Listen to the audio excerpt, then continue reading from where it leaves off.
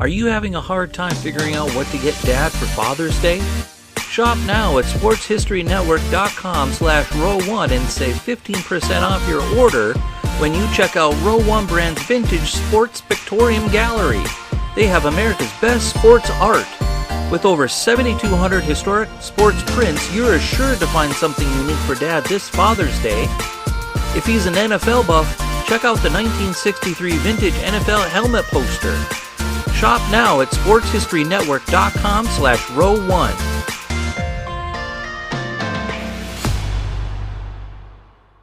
He played 18 years of professional football, including 8 with the Buffalo Bills in the old AFL, and another 8 with the Washington Redskins.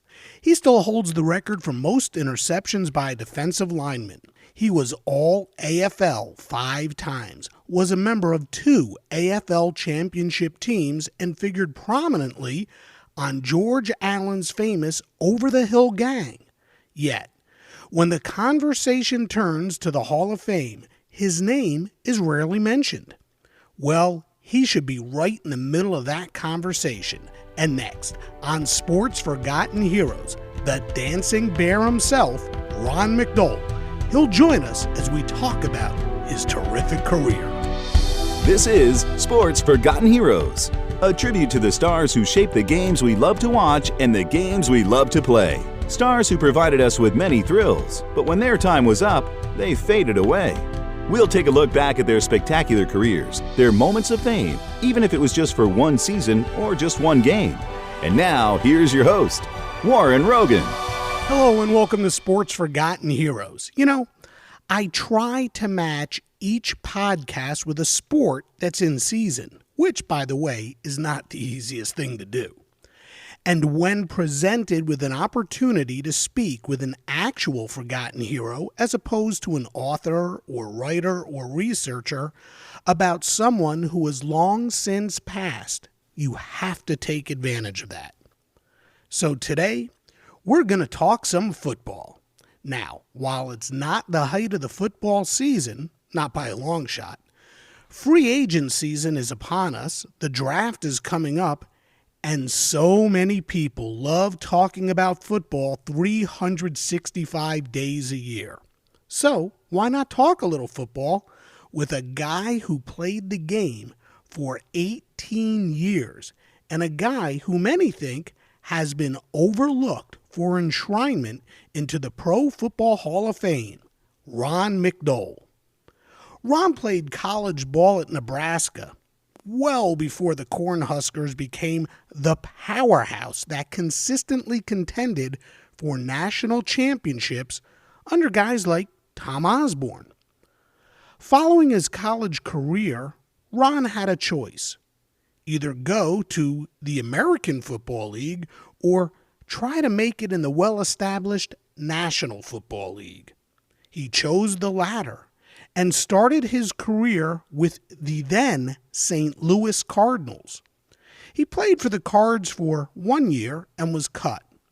Next up, he signed on with the Houston Oilers and again only played 1 year before being released, and we'll get into the reasons why he was released later on today's show. After Houston, Ron wound up with the Buffalo Bills and Lou Saban, and that's where his career really took off. And he finished his career with the Washington Redskins and the legendary George Allen. Ron, simply stated, had a fantastic career, and we're going to get into all of it with Ron himself in just a moment. First, though, just a little housekeeping. You can follow Sports Forgotten Heroes on Twitter at SportsFHeroes. Stay in touch with us by looking for our page on Facebook or visit sportsfh.com, where you can learn more about each of our guests and each of our topics.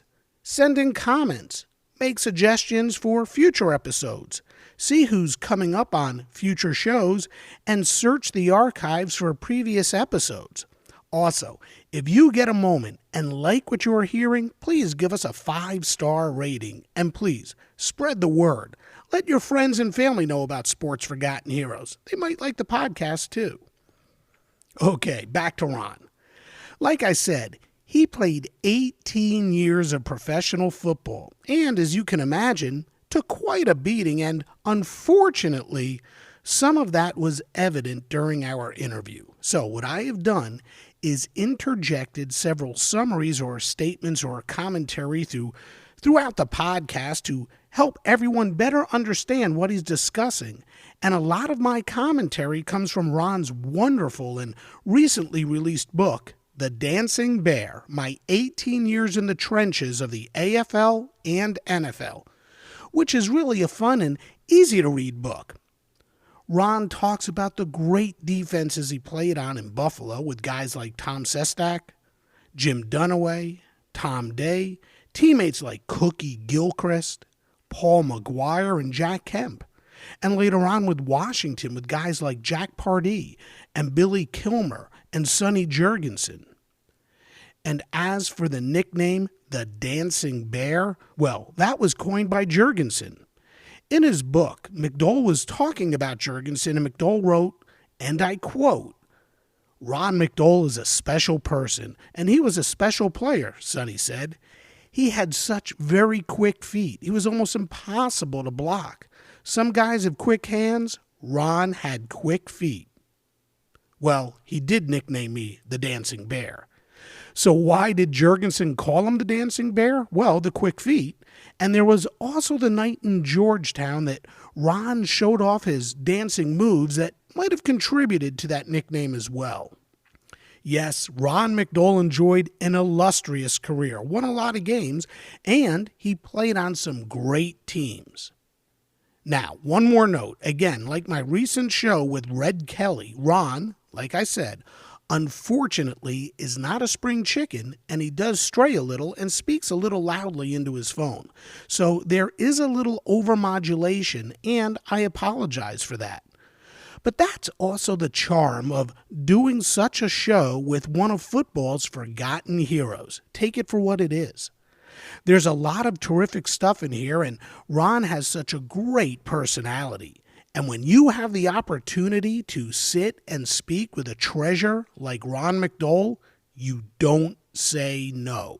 So, now, here on Sports Forgotten Heroes is the Dancing Bear himself, Ron McDole. Hey, Ron, welcome to Sports Forgotten Heroes. I am thrilled that you could join us. Oh, great. Well, glad I can make it. You played your college ball at Nebraska before the Cornhuskers became one of college football's elite programs. But if I follow correctly, you actually liked baseball better than football, but you did end up going to Nebraska on a football scholarship. What did you like about baseball so much, and why? Well, that was basically my older brother, who was 5 years older than I was, played baseball, and he was a baseball pitcher, and he was very successful. Lived in Toledo, Ohio. He played for the old Toledo Mother Hens for a while, and he was a pretty good baseball player, and he was a pitcher, so he needed a catcher. So guess who did all the catching?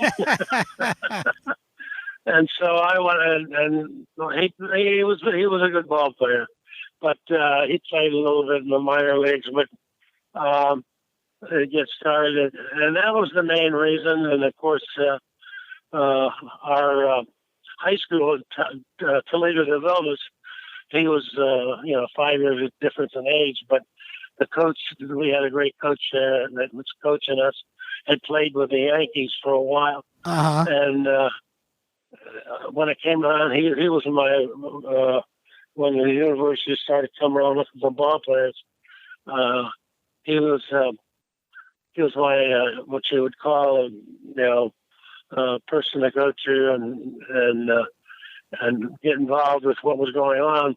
Well, one of his friends, when he was playing in the minor leagues, was coaching Nebraska baseball. Mm-hmm. And so he said, I was asking him about when I was going to school, and he said, if you want to try to, you ought to go keep on playing baseball. And he said, Nebraska, he says, my old roommate when I was playing in the minors is coaching out there, and he said, if you're interested in want to go to Nebraska, he said, I'll give him a call, and I'm sure he'll get you a scholarship, because the baseball scholarships were not given out not like a basketball or football. Mm-hmm. So I said, well, yeah. So he set up a visit for me. And that's how I ended up out there. But I never played baseball for him. Right. You ended up playing football. How did you end up playing football? Well, it was kind of like I didn't read the fine print. It was like when I came around the spring, and of course Nebraska was all going crazy trying to beat Oklahoma all the time. And so when I came around the spring football, I kind of thought I could go to the baseball. I went down there, and they said, "Well, we'd love to have you, but we can't steal you from the football team." Interesting. Let's talk a little bit about football, though. In reading your book, everything that I read, everything that everybody says about Ron McDole is that you were quick, you're agile, you were relentless in your pursuit. Where did that come from? Where did that style of play come from? Well, it's like I had some good coaches, actually, even in high school. We had some great coaches, and they worked with you. And of course, you had to be able to play almost anywhere when you were in high school. Mm-hmm. And I played a lot of different positions. Most of them I was bigger. I got bigger than a lot of the kids at that time. But I got to the point where if somebody got hurt, and this carried over to me even when I got into the pros, is if somebody got hurt, I was usually the guy that had to change. You know what I mean? Mm-hmm. If the guard got hurt, then I would have to play the game and replace him, and so on, and that type of thing. So when I got into pro, when I was drafted and ended up playing with the Cardinals, which are the old Chicago Cardinals, who had moved from Chicago to St. Louis, and we had a lot of injuries on that team. We had a great team, but we just, it was tougher. So I ended up being moved a lot because I could play both offense and defensive line, any of the positions. And so I had to spend a lot of time learning people's plays and that type of stuff. So that was the main thing. And then doing that instead of being in one position. Uh-huh. So I spent most of my time playing defensive end, and also I played the tackle, and I played offensive. I never played center. Nobody didn't trust me no more. Anyway, but basically I was a guy that I move and learn all the plays by the end of the week for the game when whoever and whatever or where we're playing. How much did that help you understand what the opposition was doing? So when you were on defense, one of the other things I read was that you studied the tendencies of other players and how where they were looking before the snap, or how their feet were positioned, or you saw something in their stance, and that helped you to know whether it was going to be a pass play or a run or where the ball was going. Talk about that. Talk about how playing all those other positions helped you understand what the offense was going to do.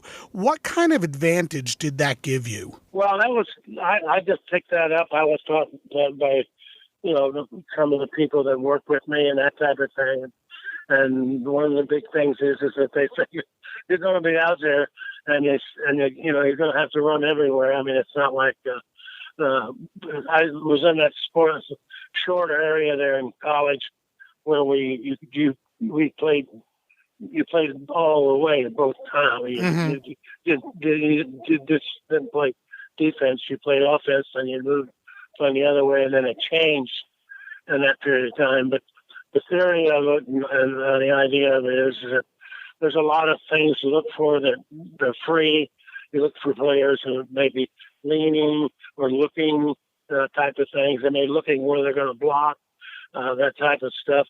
The other big thing you always worked on, you looked at all their plays and studied their films and looked at it. They're not going to change that much. And so the big thing is you run, pursuit, chasing. Right. People, it takes a long time. The hardest thing, I always thought was funny, the hardest thing for players to learn when they came out of college was to, no matter what position you played, was to learn how to pursue. When on defense, you got to learn how to take the pursuit angle, so it cuts your angle down, it cuts your distance down. So you may not be the fastest man in the world, but you sure can go a lot faster and a lot quicker to get where you got to go. And that was a big help. That helped you cut off certain angles and type of thing. And you just tried to study the players, looking for every little help. But when I got into the pros and later in my career, if they have started anything else, is that you get a lot of that from the guys you're playing with. A lot of them study people and they just tell you about it and what to look for. If you're going to run all the way across the field on the other side, you take the right angle, at least you can make the tackle. Man, maybe it's a 30-yard gain, but you get to stop them. And so that worked a lot. And so it's like anything else, you just got to spend time on it and stay on the field and keep from hurt. You don't want to get hurt. I really never got hurt other than when I had the migraine problem, which created a big problem for me when I started. Right, but, we'll get to that. We'll get to that in a second. You were originally drafted in the 4th round of the 1961 NFL draft by the St. Louis Cardinals. And at the same time, you were drafted in the 4th round of the AFL draft by the Denver Broncos. Why did you choose to play for the Cardinals instead of the Broncos? Well, that was the first year the AFL really was in existence, basically. And that was a big question. A lot of guys didn't know really what to do. And, of course, my feeling was that, of course, the candidate came down and talked to me, and which was fine. They paid more money. Paid more money, but the AFL was drafting last and they were all waiting around at the last minute, and they're sending people to come and talk to you and that type of thing. And so it was a situation where it was kind of up to you. I kind of wanted to play in the NFL because I thought I could, but I wasn't sure, and I thought, well, if they offer me any money, maybe I will. There was a lot of great ball players that year, actually. You had outstanding ball players playing, and I ended up playing with a lot of them. But so in the last minute, I decided that I wouldn't go. I would sign with the Cardinals. And, of course, Pat Fisher, we were roommates, and we were at college together and played together at Nebraska. He was a big star in the backfield. So we both signed draft choices and went and played with the which was good too. It was good to be with somebody, and we went out there and said, "Oh, we can make it." Now, ironically, though, you enjoyed some of your best years playing in the AFL. In fact, after just 1 year with the Cardinals, you did go to the AFL to play for the Houston Oilers. Why? What happened is the Cardinals, the AFL, the Houston team and the AFL, they switched coaches. Pop Ivy went to there, and the other coach came from the Cardinals, came up. He was from Canada anyway, coach. And so I was in a situation where I was fine. I was happy with the Cardinals, and I enjoyed it. The only big problem was that I did. Plus, I got opportunity to play a lot of different positions and type of thing. And so then the following year, when I came back, what happened in the off season, they switched coaches. Okay, so here's what happened. The Cardinals were coached by Pop Ivy. He took over the team in 1958 when the Cardinals were still in Chicago, and he went 4-19-1. The Cards moved to St. Louis, and in their first season there, they went 6-5-1. But in 1961, Ivy and the Cardinals slipped and fell to 5-7, and Ivy resigned. Now, Ivy moved on to coach the Houston Oilers, who were coming off their second straight AFL championship. Their coach, Wally Lem, had resigned to become, ironically, the coach of the Cardinals. A strange trade of sorts. Well, the Cardinals had cut McDole, and Ivy, looking to build a stronger defense, signed McDole. The Oilers went 11-3, but lost in the championship game to Dallas, 20-17. That's the Dallas Texans. Unfortunately for McDole, he didn't get to participate because of a severe case of migraine seizures. Okay, so I went into migraine seizures. I'd never had a migraine seizure. Yeah, what happened there? How severe were they? Well, I really had them severe. I didn't know they were that bad. My father apparently had them. I didn't even know that. In the early time, and I went into a seizure in the first game I played for him. And we were playing out on the West Coast against San Diego, I believe it was. And so I was, like I cheer on every team. And, so I was covering kicks and punts and whatever. And I got hit. I got kind of cuckooed, and I went into kind of seizures. And so then I was, that was it. I flew home off the team, and then when we landed, they were all kind of scared because most people didn't.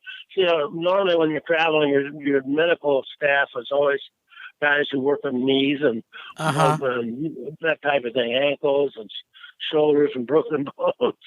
And all I had was a couple of girls that were stewardesses, I guess. And so I kept going. They had them keeping me, icing me down and doing stuff. And so when we landed, they took me straight to the hospital.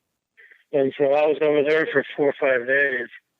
And they were trying to figure out what the heck was wrong with me.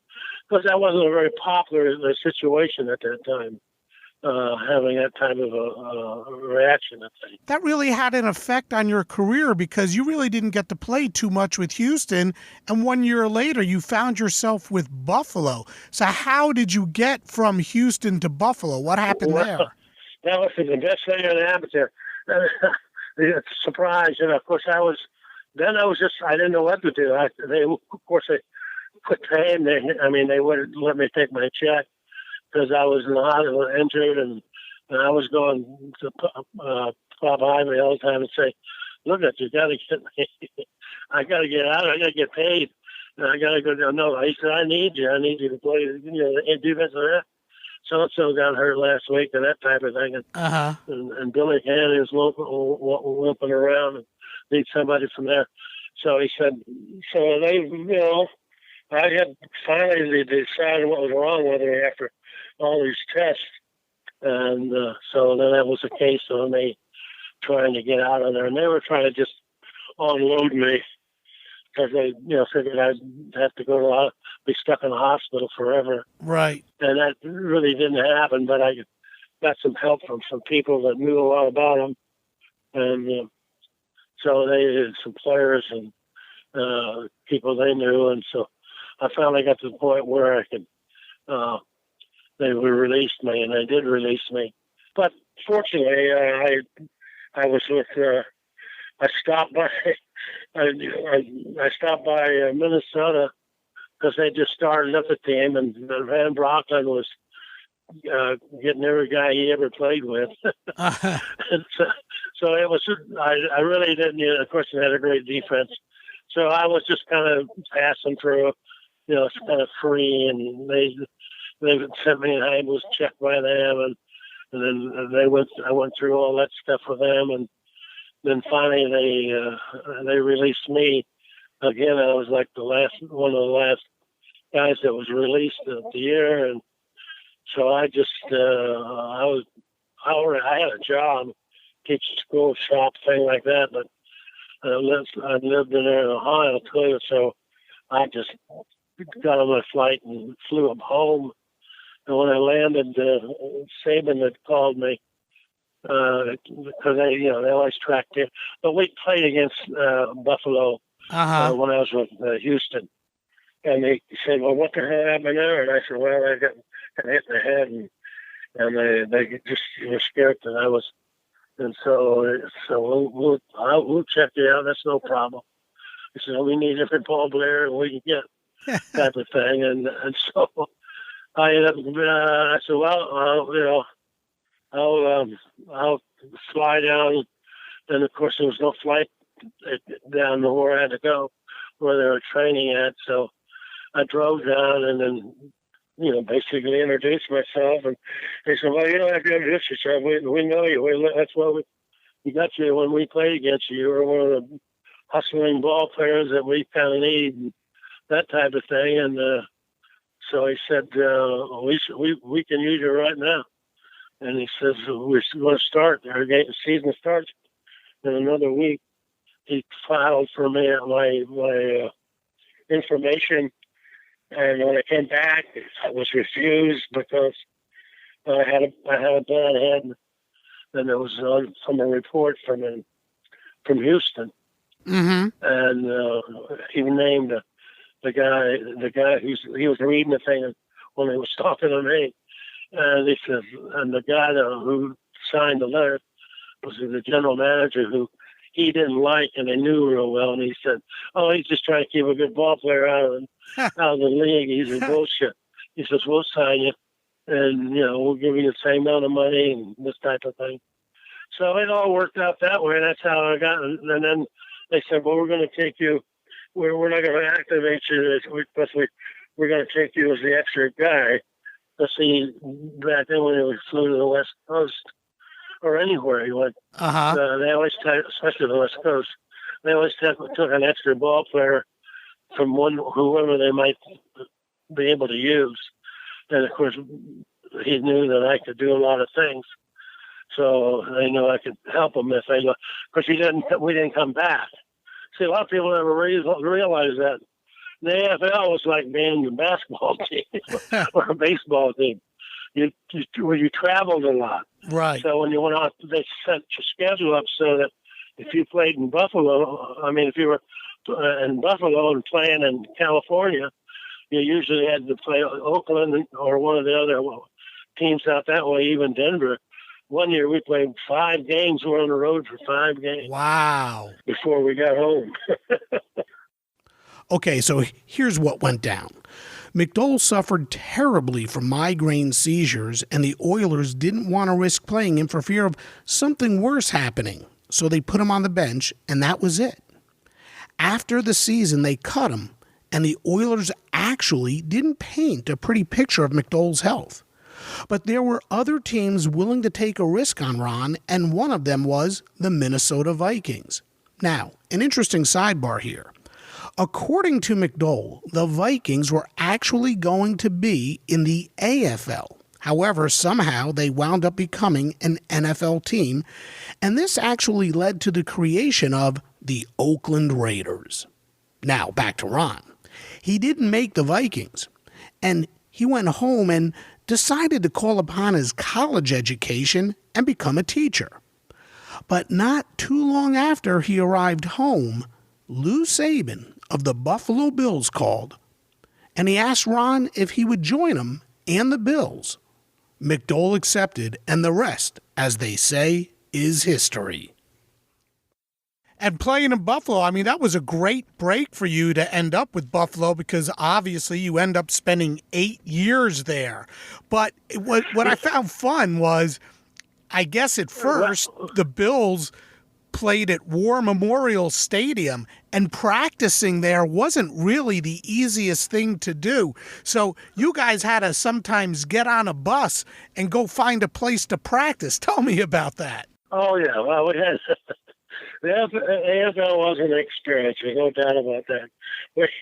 We played. We used to we'd get on a bus and drive around town till we found a facility we could practice in, which could be a baseball time, and some little kids we'd run off to their place, stuff like that. Even the beginning in the Cardinals, back when I was with the Cardinals, we had the big, the big baseball stadium there, but we weren't allowed to be on the baseball stadium. Right. We had to practice in some park, that type of thing. And then we practiced in a stadium, kind of a training facility for animals for a deal that they had going on. It was interesting. Now, Ron, you said the best teams that you ever played on were the two championship teams you played on in Buffalo in 1964 and 1965. Tell us a little bit about those teams. What made them so special, and who were some of the other great players that you played with? Well, on the Buffalo's team, of course, we had Jack Kemp, who was my roommate. Of course, was our quarterback at that time, and then we had a great. I think the big advantage we had on that team was that we were able to we took a bunch of guys out of Canada. Cookie Gilchrist. Cookie Gilchrist is unbelievable. Right. And he soon run over you than anything else. So we had a lot of good ball players because we were getting. You have to realize that was getting late in the year, we're getting ready to start, and people were trying to pick up players or find players. So we started picking up players sometimes, and I was kind of a pickup for him too also. And so we had Tom Sestak, and our defensive line, I think we set a record. I think it still exists. We had 17 games without allowing. Yeah. 17 games without allowing a rushing touchdown. How good were those defensive teams? Yeah, that was a great defensive team. There's no doubt about it. And that was a great defensive line. And we were just picking up the right guys at the right time, I guess. And some of them were already there, but we had some great receivers, and it was just almost like luck. But and when we lost somebody, it seemed like somebody else would just pop up, and he'd be a great performer, and he didn't think he even existed in that situation. Mm-hmm. So that was the big thing about that team. There's no doubt about that. Mm-hmm. Of course, once I got traded over the Redskins, I couldn't ask for any better. George is a great coach and a great guy to play for. Mm-hmm. And his overall game, his concept of the game was what we needed. Right. He wanted the older guys. He says, I don't have time to teach people how to play football. He said, they better know how to play when they get here. And that was just about the way it was. And he did. He really did. He paid you well. It was smart. It was all defense, but we were all defensive. We didn't make. He said, he bitched about if you jumped off sides or you made mistakes, things which all coaches hate anyway. So you just kind of, if you lived by how he did everything and paid attention, then you did all right. And of course, we had Jack Pardee was like our general on the field, and he had cancer and he was playing at that time, and we just didn't make mistakes. We could run. We knew everybody knew how to play the game, and they knew how to play it how he wanted to play it, and so it was not a situation where we jump off sides. You didn't want to jump off sides. You didn't want to make any mistakes if you could help it, because you're going to hear about it all week. Right. And he paid you incentives. Mm-hmm. Also, I had 13 interceptions or something. Right, which is still a record. Time for a recap. So, after playing his college ball at Nebraska, Ron McDole signed with the St. Louis Cardinals, who had drafted him in the 4th round of the NFL draft, instead of signing with the AFL's Denver Broncos. But McDole's time in St. Louis was short. His new coach, Wally Lem, cut him. Lem had just come over from the Houston Oilers, who, as we said before, were now coached by Pop Ivy, who had resigned as Cardinals coach at the end of the 1961 season. Ivy, wanting to build a strong defense, asked McDole to sign on with the Oilers. But after just 4 games, McDole was shelved with severe migraine seizures. The Oilers cut him after the season, and just before the start of the 1963 season, McDole signed on with the Buffalo Bills, and he stayed with the team for 8 years. And he attributes much of his professional football success to his coach in Buffalo, Lou Saban. Lou Saban, and of course, George Allen were the best 2 coaches I ever played for. And I played for some other guys that were pretty good, but they were doers. They always were making out the right decision at the right time, and they knew the game real well. And but Lou, he was basically the same way. He had a good quarterback. Jack Up was a good quarterback. And didn't gamble a lot, and then took it. He could throw the ball and do it very well, and that type of thing. And we had a great defense, and of course, both of those guys were defensive guys. I mean, right. George was a defensive guy, and so was Saban and Lou. And so he worked us. We got this advantage. When I got there with them, he changed. I went from offensive. They had an offensive tackle got hurt in that game, and I went from offense the next game. The defense. The defensive end, Tom Day was the other end. He was a guard, and they moved him from guard to the other end. And so that was the front 4. And of course, Tom Sestak, who was, became a fantastic star, and later on passed away towards the end of his career.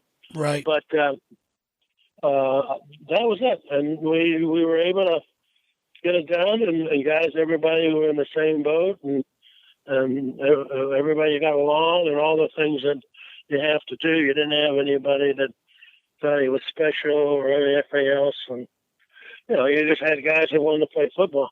And boy, did you guys play it well, because in 64 and 65, like we said, you won the AFL Championship each year. But each year, you were the underdogs to the San Diego Chargers, and you beat them each time. You beat them in 64, and then in 65, you smoked them 23-0. Tell us a little bit about those games. Why were the Bills the underdogs, and what did you guys do to beat the Chargers? Well, we just outplayed them. It's like we played them a lot. We played them. We played them twice together, and then that. And when you play people, you get to more like anything else. It's like even in baseball, if you play against the same team, and they do some things that are along the line and everything else. But in football, you can't do 2 more than what you normally do. Right. And so. If you understand the players, find out how they do certain things, it's really a big key. A lot of the guys when I was playing, and it's not didn't really they played the game and went out and did anything else. They didn't really anticipate what may happen or what's going to go on or what you had to do to make something work. The big thing is that you had to be able to catch the ball or do this or do that or run well. And it seemed like everybody would just perform.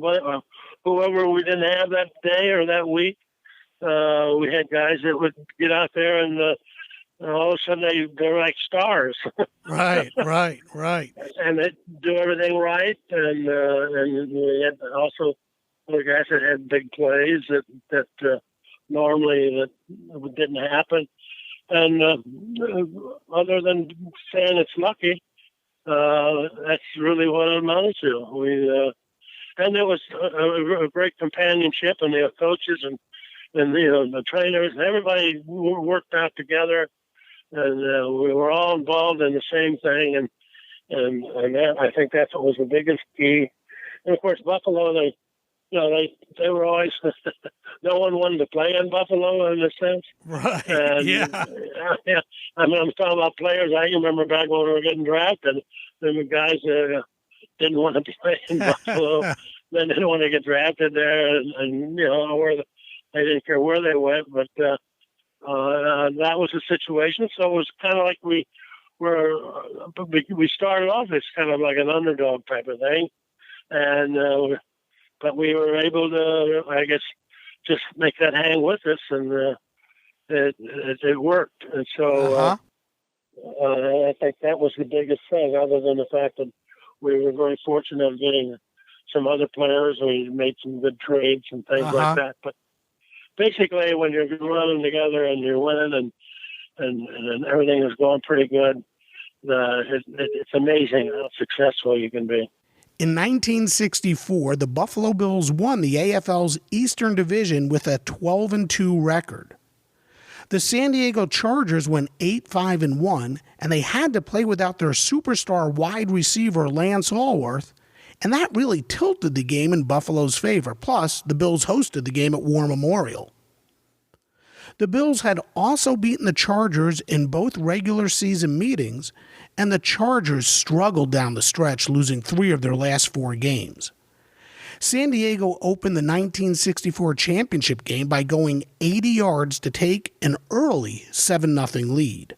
But that would be it for the Chargers, as Buffalo's defense tightened up and did not surrender another point as the Bills won their first of back-to-back titles 20-7. The 1965 AFL Championship game was played in San Diego. The Chargers repeated as Western Division champions, going 9-2-3, while Buffalo went 10-3-1. The Chargers were installed as 6.5-point favorites after having thumped Buffalo earlier in the year 34-3 and tying Buffalo on Thanksgiving 20-20. In this third meeting of the season, the championship game, Buffalo's defense played one of its best games of the season and led the Bills to an upset victory in San Diego 23-0 for their second straight AFL championship. Prior to the 1966 season, the NFL and AFL talked merger. However, the two leagues still played separate schedules but agreed to stage the first ever Super Bowl, although at the time it was called the AFL NFL Championship Game. The Bills had their sights set on making a return trip to the AFL Championship and play for the right to play the NFL Championship. Well, the Bills went 9-4-1 to capture the Eastern Division Championship, and the Kansas City Chiefs won the West by going 11-2-1.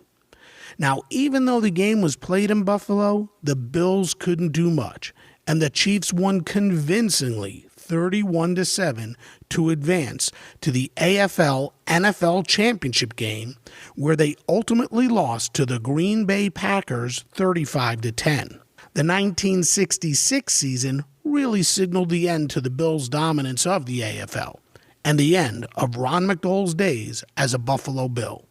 But for the purpose of today's podcast, and before we move on to the end of McDole's days in Buffalo, there are a few other areas we covered.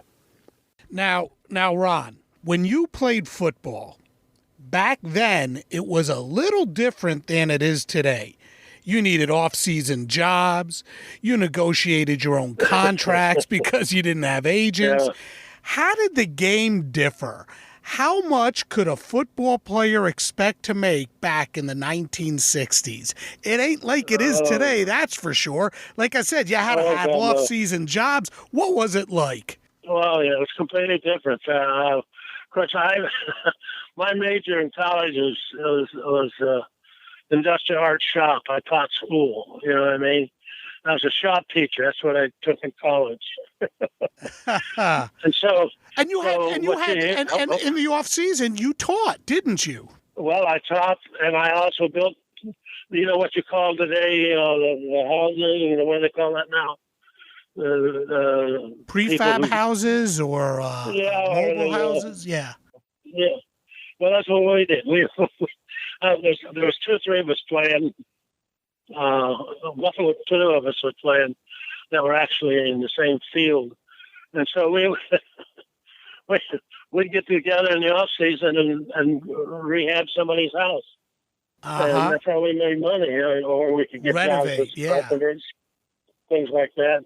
Not so as carpenters. I mean, of course, I was a teacher, but I taught the stuff on the house, and so we had to have jobs, especially if you had a family at the time. Of course, I had 2 children at that time, and you couldn't goof around. Usually, your wife worked, did something, taught school, did whatever it was, and so that's how you made your money. Of course, my first contract, I remember what did I get? $9,000, which was a lot of money at that time, coming out of school. But I got $9,000 for the season. So, but that still wasn't even $9,000 when you multiply it and you account for the time and how inflation has worked. Still doesn't equate to the millions upon millions of dollars that the guys make today, because you had to work in the off season. I'll never forget my father telling me his first job, he made $50 a week. And I said, but Dad, back then, $50 a week. He goes, Warren, no matter how you slice it, $50 a week is $50 a week. A lot of money. It should have been that. It was tough. That was the only thing that was really bad about it. I mean, as far as playing and doing and everything else, you just couldn't really make a lot of money. That's why I was happy when I got traded to Washington. George was a big incentive man, and he would give you clauses in your contract. And so I guess that's why I worked so hard in trying to get those clauses, because I'd have about 13 or 15. If I led the defensive lineman in tackles, I got so many dollars for the amount that I got, and then of course I got $5,000 for interceptions, so I had 13 of them. I was getting rich. Hey, how big was it? How big was it when Joe Namath came in and got that huge contract, like $400,000? Were you guys jealous? Were you envious? What was that like? Well, we knew him really well because his roommate was on our team when they were down there in Alabama. So we knew what was going on all the time. We couldn't believe it when they were negotiating his contract when he was in New York. But see, the guy on the Jets at that time was a Hollywood guy. Right. And so the stars always got paid big money. And that's why he did that. He gave them all that money because he knew he could draw people to the stand. And so we knew all what he was doing. You had those great years in Buffalo, but those last couple of years you were there, they got pretty tough. And Lou Saban was gone, and you brought in a new coach, John Rauch. You really didn't get along with him. What happened? What was it about John that made life difficult playing in Buffalo? Well, the first thing was that his personality wasn't the best in the world. You have to realize we'd been a winning group almost completely to the man, and we all were playing our own jobs. Well, he started trying to change the whole defense around and trying to do this and trying to do that. And Ralph Wilson, of course, was the owner at that time. Ralph was a pretty good guy. And so, I have no complaints. That's how I got to New York. Got to Washington. And but when our first season with him, hell, he changed. He put people out of position where like Dunaway was good at doing certain things. He could get a lot of penetration from inside and everything else. Well, moved Jim to a position where he would not even be in the right area that he could help, and other situations like that. So then I got then we couldn't beat anybody either, and people were unhappy, and it really was like and obviously Wilson made a big mistake. Mm-hmm. But Rauch got on television one day and started slamming all the older guys and said they couldn't do this and they couldn't do that, and that's why he couldn't win, and that type of thing. And so there was really no one on the team that even wanted to. And I was one of the captains, and so I talked to him one time. I said, if we can, how do you talk to a coach without trying to tell him what to do? And so you try to get yourself and try to explain to him that maybe we can change this around or that around, and that type of thing. But how I got involved in this thing a little bit was that George Allen was calling him every night at 3 o'clock in the morning because he wanted you. He said that, he wanted me. He wanted me to be on the Overhill gang. So he said, I never talked to George on the phone. I think on that situation, but we had a function going on, and this was in the off season, and I was back there for that. And he came over, and Wilson came over to me and he says, your coach is driving me crazy. I says, what do you mean my coach? I'm there. He says, George Allen. He says, guys, he calls me at 3 o'clock in the morning. He wants to trade for you. He wants you. And I said, well, I said, you do what you want to do. He said, well, I don't want to get rid of your program, one of the best ball players we got. So anyway, that was kind of the only exposure around. Then that became a big problem in town, see. That press thing, there was a lot of guys, McGuire and people and the quarterbacks involved. And so he did. He moved. He traded me for, I guess it was 4 draft choices. Right. So John Rauch traded you to the Redskins. But before you left Buffalo, you guys sure had some fun in Buffalo. Tell me about those legendary Halloween parties. Well, everybody, McGuire was kind of the leader of the party stuff. Of course, and then everybody kind of filled in. So they decided, well, we just have, a party ourselves. So we picked out Halloween. And so the party was always held at my place. I bought an old brewery and made it into a home out there in Eden, New York. Uh-huh. And so that was the main place. We'd go for the parties. And, we didn't, it was our house. It wasn't a bar.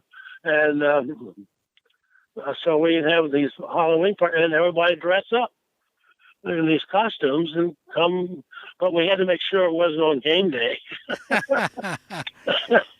And they were sort of secretive. You didn't let other people know. You had to be a part of the team. Yeah, exactly right. And then when OJ came, he was a pain in the butt for a while, but he didn't bother us any point. And so we did it. McGuire was a big leader in most of that stuff, because him and Cessna owned 2 bars and that kind of thing. And so that was a lot of fun. That kind of kept us going during that period of time, in the early part. And so, but everybody, they would, they'd dress up in some kind of I went one year as a big chicken, and because it was something like that.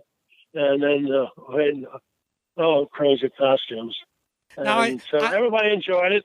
Uh-huh. I also heard that you guys had a rather large appetite, and that you were barred or banned from eating at certain restaurants where you could eat all you can eat, and they didn't want you to come back. Oh yeah, well, Dunaway and I used to hit a lot of bars, pizza places, everything like that. But Jim, funny about Jim didn't even drink. He didn't drink beer, and he just ate all the food. and those guys couldn't make money if you guys were eating there, right? No, not really. So, it was a fun place to be in that period of time, especially when we had such a good team. And getting going with them, like everything, it doesn't last forever. No, and so gradually things disappear. So you were traded from Buffalo to Washington, where you spent 8 years. So tell me a little bit about the differences in playing for an historic NFL franchise like the Washington Redskins as opposed to playing for a team in the AFL like the Buffalo Bills. What were the differences, and how did the styles differ between the two leagues? Well, the biggest thing is a lot different than which a lot of people don't think about. When at the beginning, when we started, we had the NFL was kind of they were a run team in the situation, and we had all these great receivers and stuff. Not that day NFL didn't have great receivers, but we threw a lot of passes. We had people like Lance Allworth, and I can name them forever. And so it was a little different game. And most of the NFL at that time, you start looking at places like Detroit and Chicago, people who had running back, these big runners, the runners and things like that. It was more of a running game type of thing. So a lot of people liked the idea of seeing the bomb go down the field, long distance and throwing the ball, compared to maybe somebody, running head on into something on the sideline type of thing. And that was probably the main thing as far as the playing. But then there was the idea is that there was enough different between the teams as far as personnel and that stuff that people liked. They liked the idea that that created a completely different type of thing on the field. You had one team that probably is more of a running team. Another team would be more of a passing team. And then there was always this other. And so I think people liked that. But then when it became a rivalry type of thing, it was the idea who could beat who and this type of thing. And then what they did, they just didn't want to spend money. Right. Because when they tried to, we could never get it to. I remember when they made their moves and stuff, and I was in Peter's school in Nebraska, and I remember getting a phone call and Saban saying, "We want you here tomorrow on a plane." And before that, they don't even want to talk to you in the off season because you want to talk about contract, and they don't want to talk to you. They don't want to pay you any more than they have to. Right. And so I said, "You got to be kidding me." So anyway, I flew back and met with them and everything else. And they wanted me to sign a 2-year contract. Well, you couldn't get them to even give you they didn't give you any type of bonus or anything. And I said, 2 years, you sure? And I said, I don't know about that. So I really didn't sign a 2-year contract. I was one of the only guys who didn't sign a 2-year contract. Because everybody else said, they give you 15, they're going to give you 30,000, type of thing. And they run them. So, everybody started going crazy about that. That's when it really started to make moves, and people started, things were happening. People started trading other guys around. So that's when it really started. But it was too late. Not forever, but fortunately I played long enough that by getting bonuses off of George, I think it was a big help. Sure. To make more money. But that was one of the biggest things about it. And I don't know. The only other thing is that there was sometimes you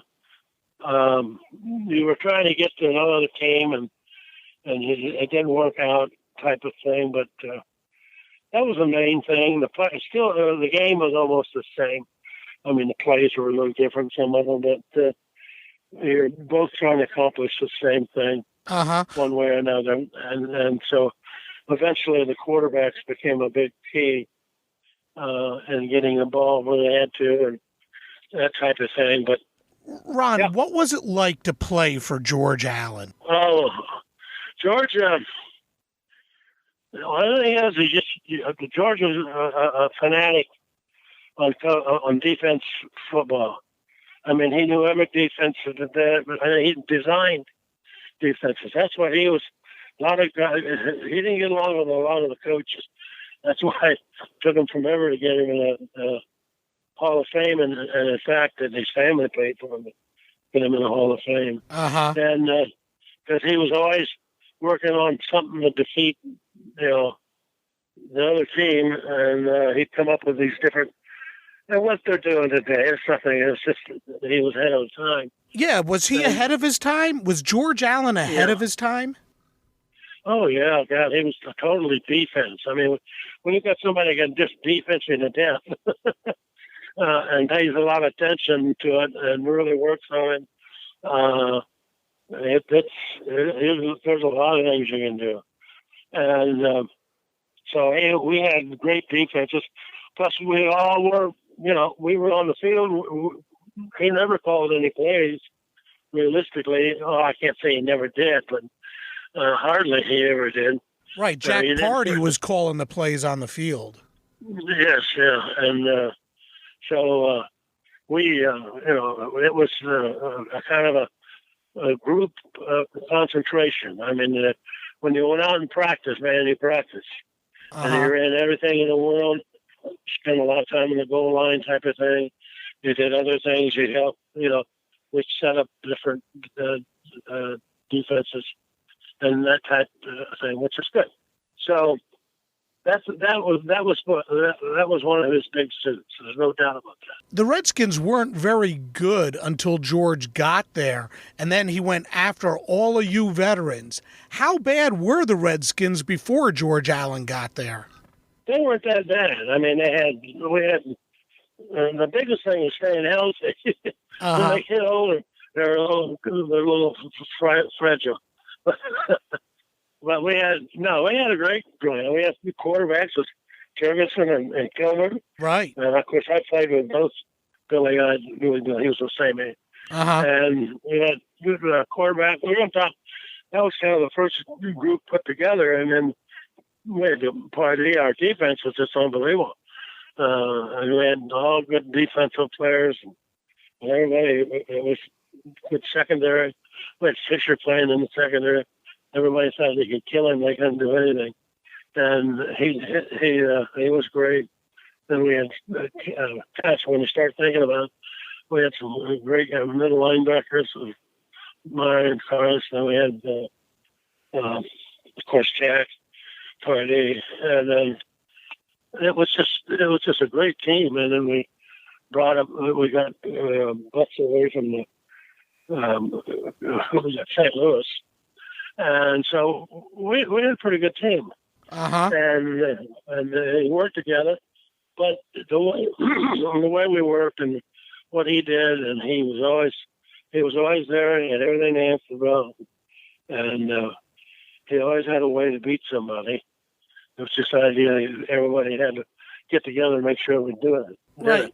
What was his strategy behind building a team with veterans, the over-the-hill gang? What was his strategy behind doing that as opposed to building a team through youth? Well, it's very simple. His first philosophy was if you want to play football and you want to play this position, and if you don't know how to play it, he says, you better go somewhere who's going to teach you how to play it. Because I'm not going to teach you how to play it. I'm going to teach you how to play football, But how to play it well. Right. I'm not going to train you. You've got to be trained when you get here. and that's really what he was talking about. In other words, everybody had to come out. Every time it was like Christmas during that year when he was trying to pick up all these ball players that he wanted to make his overhill guy. And his philosophy is very simple. He said they don't make mistakes. Right. You don't make mistakes. I mean, when I watch a game today, I say the same thing. I sound like him. I can just hear him saying it now. What the hell are you thinking about when you did this? Can you hear the call? It's not like it's a secret. Don't you know you rather this and that type of thing? And whoever told you to go that way in this situation? And so he would correct you if you were doing something, but he just didn't. He wouldn't tolerate it. If you played for George, for example, and like you mentioned to me about running from across the field, if you didn't run on the field, he'd fire you. Ha. Ha. I mean, he really would. I mean, even in practice. And so he wouldn't fire everybody because he had favorites like anybody else. Mm-hmm. He got Deacon Jones was with us for a year, and hell, Deacon was a hell of a ball player. And of course, he played for George.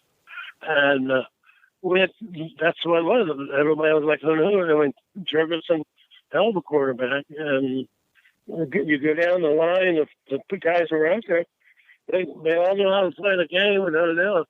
And he sure didn't need anybody making mistakes. And he says, you want to leave here or her and just make a couple mistakes. And they would, because his philosophy was, I'll get rid of him, I'll sell him to somebody else and get whoever I can get to be better. So he really disliked making mistakes in the game because it says it's like anything else. You strike out or you grab somebody, he leaves a hold somebody, that cost the whole team whatever we did.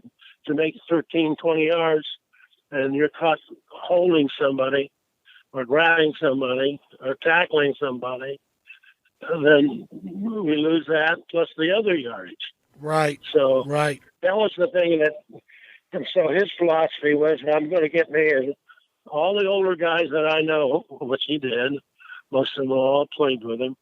I was the only one that not played with him. And the other guys, that was it. And they tried to fill in where he could, and if there was somebody that popped up to make it available, then he grabbed them. Mm-hmm. Mm-hmm. And that's how he worked. That's just exactly how he worked.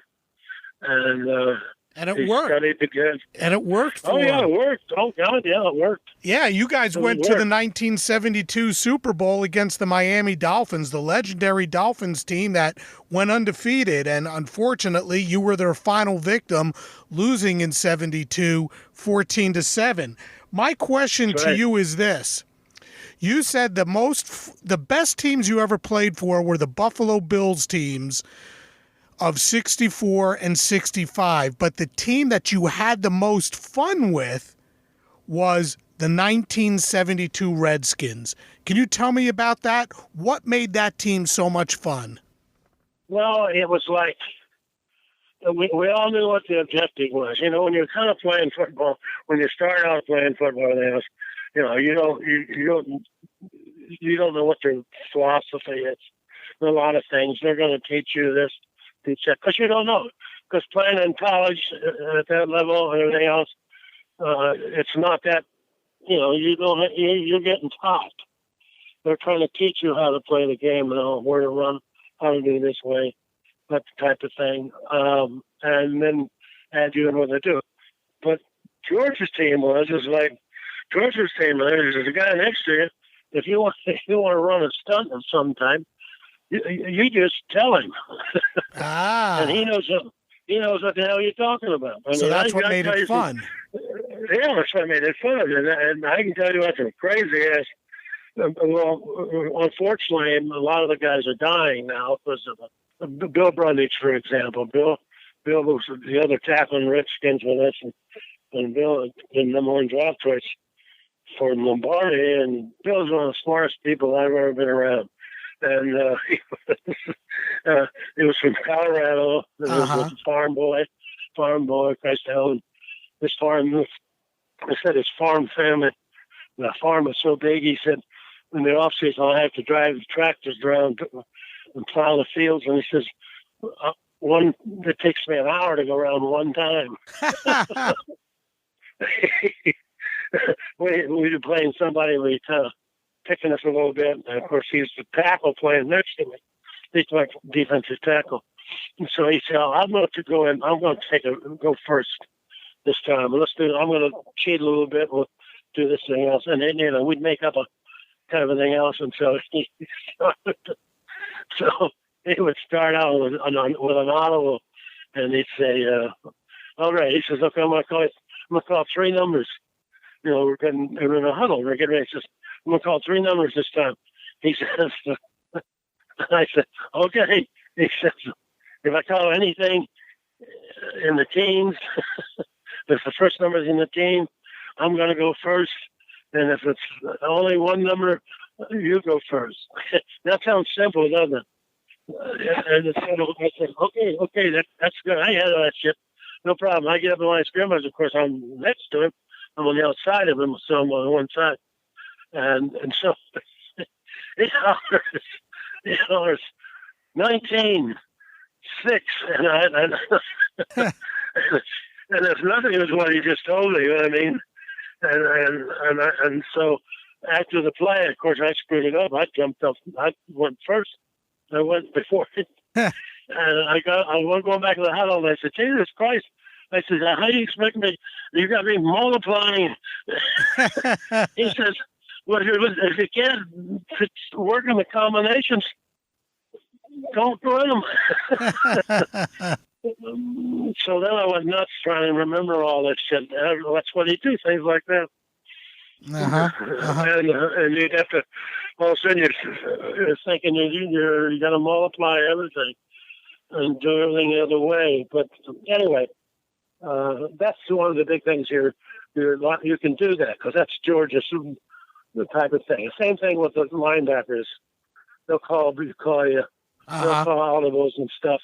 And you got to pick them up. And then what would happen is that if it's a defensive, like a jack, anything Jack ever called, Pardee, he's the general. You had to run it, no matter what. If it was running a stun off of a thing or run a safety up through the middle or whatever, you had to run and he would call it. So if he called it, whatever anybody else called or any type of stunt, it was off, and that kept you from running over each other, type of thing. And so you did things like that, and they were difficult. So you really had to pay attention to what we didn't do and couldn't do, because they knew what they were doing. They were going to blitz somebody maybe, and they knew what lane they wanted to open up, and they wanted to make sure your big fat ass wasn't in that lane. Because you're going to catch hell when you get to the bench. Hey, Ron, you played 9 years in the NFL, 9 years in the AFL. How much do you think playing so many of your 18 years in the AFL might have affected, up to this point, your chance of being elected into the Pro Football Hall of Fame? After all, only one player who played his entire career in the AFL has been enshrined, and that's Billy Shaw. I mean, when we look back at your career, we have to scratch our head and say, why isn't Ron McDole in the Hall of Fame? Well, let's see. I never, when I started playing football in college, I was, of course, I never thought about anything other than playing the game or in baseball. I wanted to play baseball, but it was just one of those. But when I got into pros, I never really gave it a thought. In Nebraska, for example, we had a pretty decent team, and we upset Oklahoma that year and beat them and upset them at the end of the year, and we won awards and shit like that. But the thing is that you don't think. I mean, I never really thought about making the Hall of Fame or something. I wasn't even thinking about that at that time. I was wondering how I could get myself back on football team, baseball team. But that's something that when you come, you just figure, do what you got to do and do everything you can do, and the biggest thing is you're trying to keep your job, and so you try to play the best you can play, and you try to come up with things that will help you, and try to work on other things. The other thing is try to stay healthy, because it's very difficult to make it in the Hall of Fame if you can't stay healthy, because if you got a bad ankle or bad this every week or something, it's just not going to happen. And then, you go, like McDole-NFL, he made the Hall of Fame, and Mick was our center behind me. I mean, I wasn't a center, but a year behind me. Right. But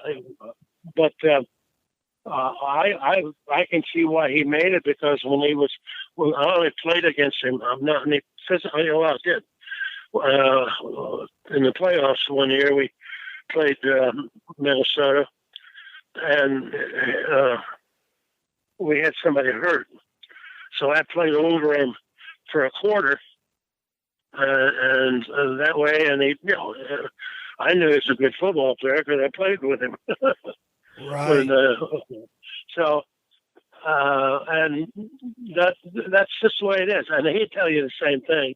He just he says I was on the field all the time, and so he said I think most people just wanted to honor because then he didn't miss any games, things like that. You played 18 years. There's something to be said for that. Yeah, it was the main function. I really think was that I played.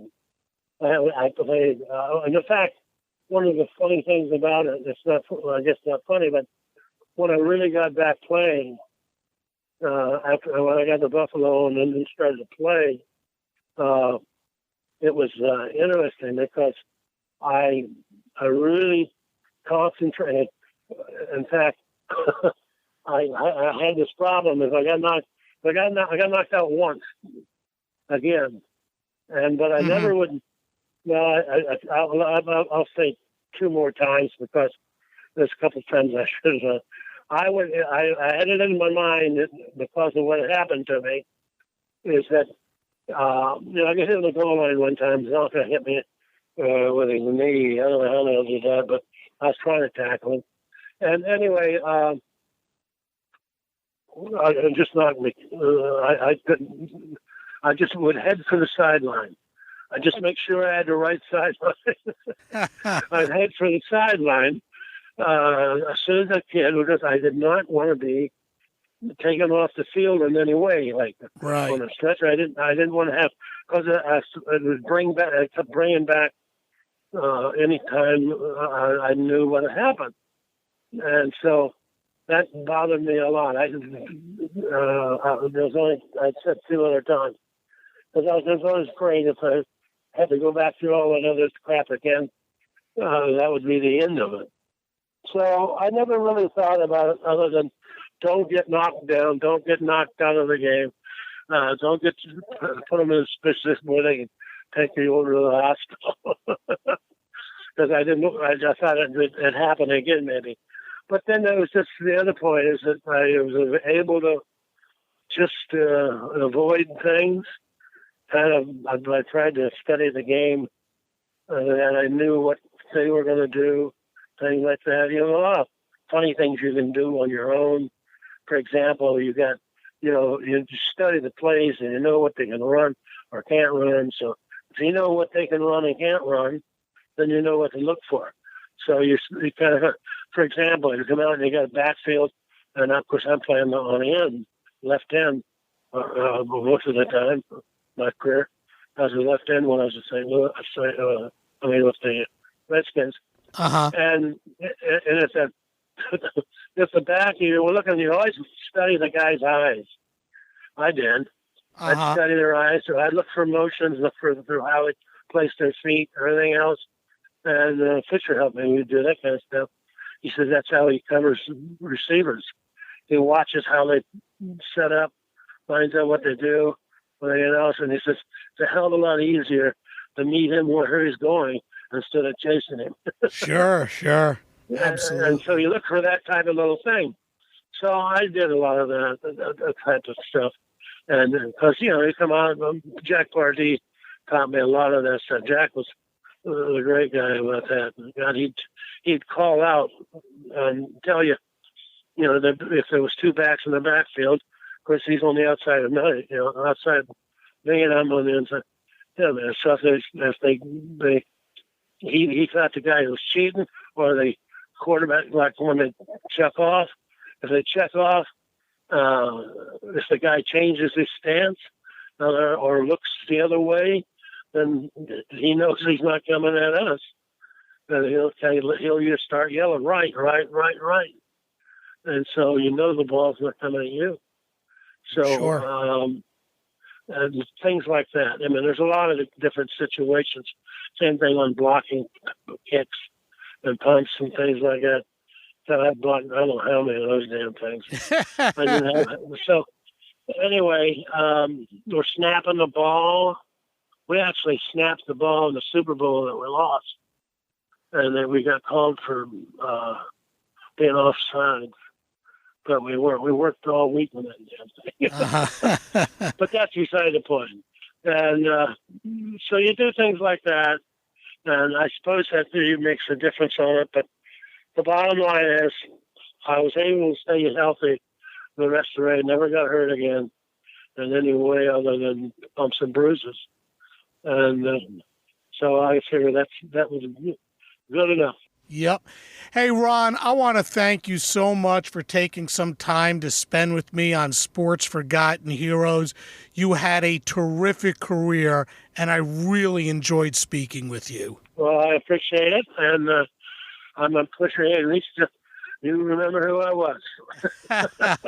Hard to forget. Ron McDole, Okay. Thanks so much. All righty.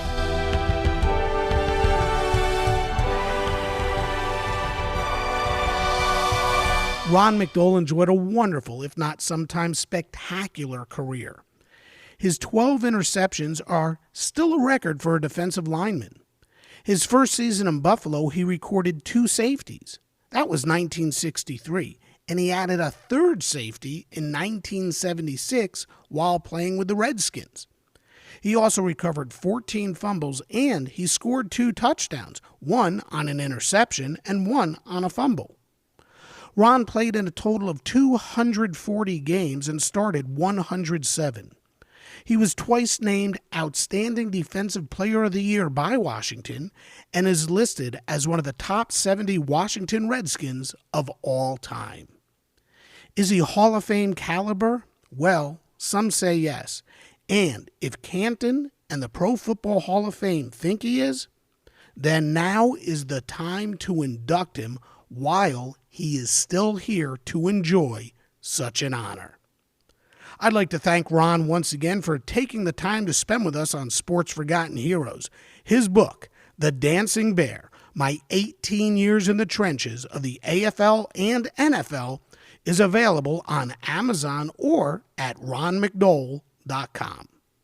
Next time on Sports Forgotten Heroes, we're going to go back to hockey and we're going to talk about one of the most irrelevant teams of all time.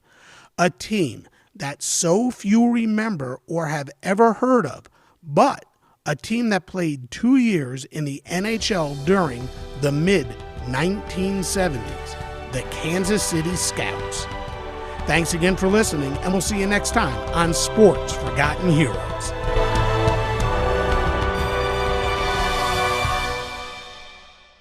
We here at the Sports History Network proudly partner with 26 podcasts, all revolving around the history of sports. But did you know that many of our hosts were sports history authors way before they started their shows? It's true. We've got Joe Ziemba, host of When Football Was Football, Joe Zagurski, host of Pro Football in the 1970s, Mark Morthier, host of Yesterday's Sports, Tommy Phillips, host of Lombardi Memories, and Scott Adamson, co-host of From the 55-Yard Line. All these authors have many books for you to choose from. To check them out, go to our website at sportshistorynetwork.com/sportshistorybooks. Pick up your copy today.